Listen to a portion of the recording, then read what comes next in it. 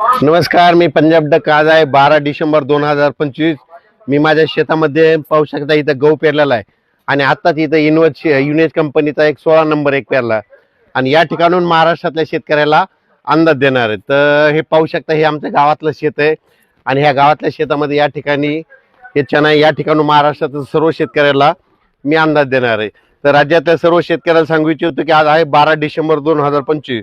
12 म्हणजे आजपासून जवळपास 25 डिसेंबर पर्यंत राज्यात कसलाही पाऊस येणार नाही, त्याच्यामुळे काही चिंता करायची नाही. फक्त तीव्र थंडीची लाट राहणार आहे म्हणून हा अंदाज लक्षात घ्यायचा.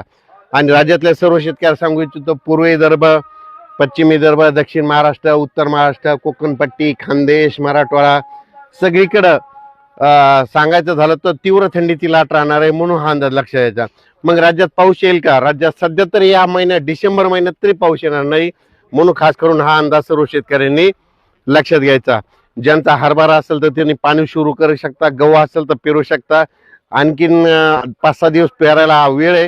हे पाहू शकता आमच्या इकडे देखील असं कापूस काढून असे गहू पेरणी चालू आहे, हरभरा पेरणी चालू आहे. आणखीन 4-5 दिवस पेरलं तर जमतंय, फक्त उतार थोडा कमी येत आहे म्हणून थोडी संख्या वाढवावं लागते, अंतर कमी करावं लागते म्हणून हे लक्षात घ्यायचं. पण राज्यात तरी म्हणजे ह्या डिसेंबर महिन्यात सध्या तरी पावसाचं वातावरण नाही म्हणून हा अंदाज सर्व शेतकऱ्यांनी लक्षात घ्यायचा.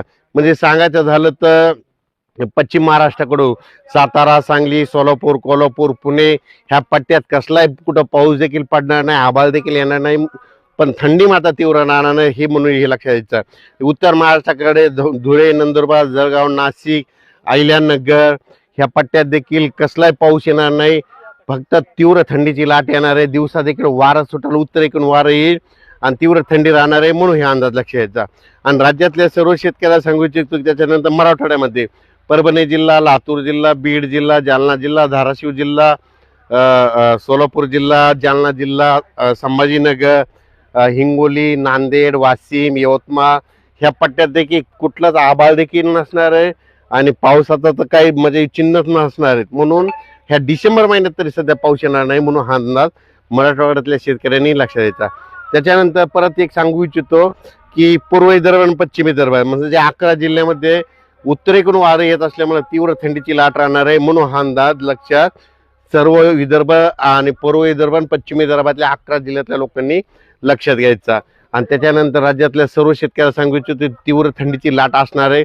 उत्तरेकडून वारे येत असल्यामुळे दिवसा देखील असं थोडं थंड जाणवणार आहे म्हणून हे अंदाज लक्षात. आपण आपल्या शेतीचे कामे करून घ्या.